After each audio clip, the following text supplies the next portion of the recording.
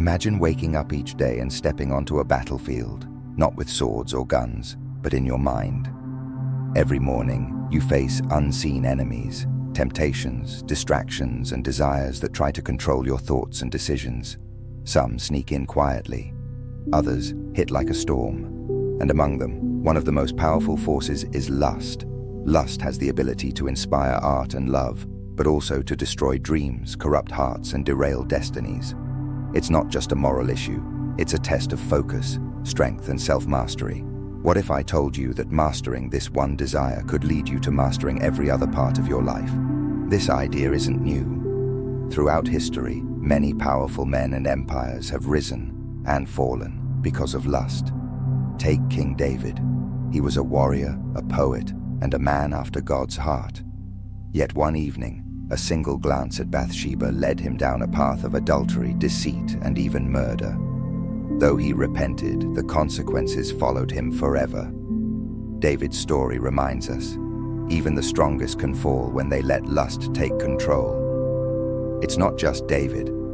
Alexander the Great conquered nations, but wrestled with his inner impulses. Julius Caesar changed Rome, yet personal involvement made him vulnerable. Napoleon Bonaparte, a strategic genius, let emotional weaknesses influence crucial decisions.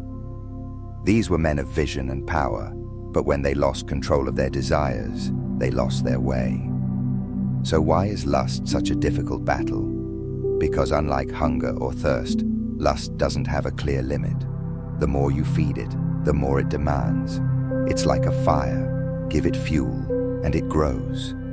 Left unchecked, it burns through your time, energy, and even your purpose. Psychologist Sigmund Freud believed that many of our actions are driven by hidden desires, especially sexual ones. But he also believed that if redirected, this energy could fuel creativity and innovation. And he wasn't alone. Nikola Tesla, one of the greatest inventors of all time, chose celibacy to focus entirely on his work. That discipline led to groundbreaking inventions. Ancient Stoics like Marcus Aurelius taught that true freedom doesn't come from indulging every desire, but from mastering them. To them, power wasn't about ruling others, it was about ruling yourself. So ask yourself, how much energy have you lost chasing empty pleasure? How many hours have been stolen by distractions? And what could your life look like if you redirected that energy towards something meaningful? Self-mastery isn't about living a dull or repressed life. It's about taking back control. Every time you resist temptation, you grow stronger. Every small win rewires your brain, and with repetition, discipline becomes second nature.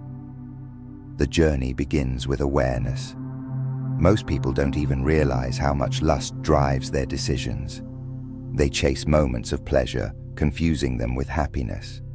But when you begin to notice the pattern, you gain the power to break it. Next comes discipline, not punishment, but practice. Just like building muscle, you build strength through resistance. At first it's tough, but as you practice saying no, your clarity and confidence increase. Then comes redirection. Lust is still energy, and energy doesn't vanish, but you can reshape it. Artists turn desire into art. Leaders turn it into purpose. Seekers turn it into spiritual growth. And when you master this energy, something powerful happens. You stop being controlled by desire, and you start using it as fuel. Your goals become clear. Your focus sharpens. The noise of distractions fades away. Even psychologists agree, discipline in one area of life spreads to others.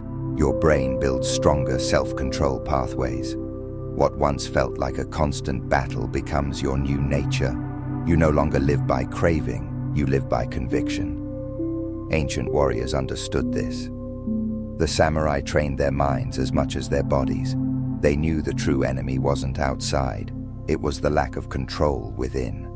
A warrior who couldn't master himself would always be vulnerable. And this still applies today. In a world full of distractions, social media, entertainment, temptation, those who can't control their urges are constantly pulled in different directions. But those who can, they become unstoppable. Eventually, the goal isn't just resistance, it's transcendence. You move beyond desire as a struggle. Your energy flows into creation, not consumption. Your mind becomes quiet. Your purpose becomes loud. Spiritual traditions all over the world talk about this. In Taoism and Hinduism, sexual energy is seen as a powerful force that can be transformed into spiritual power. Philosophers like Nietzsche and psychologists like Carl Jung believed that raw desire shouldn't be repressed but understood and turned into wisdom. And here's the good news. This power isn't just for monks or philosophers. It's available to you. The moment you take control of your desires is the moment you begin mastering your life. Whether you're a student, artist, entrepreneur, or just someone trying to grow, you have the power to rise. Because greatness isn't found in how much you chase, it's found in what you create. Don't waste your fire on things that fade. Use it to forge your future. Master your desires, and you will master your destiny.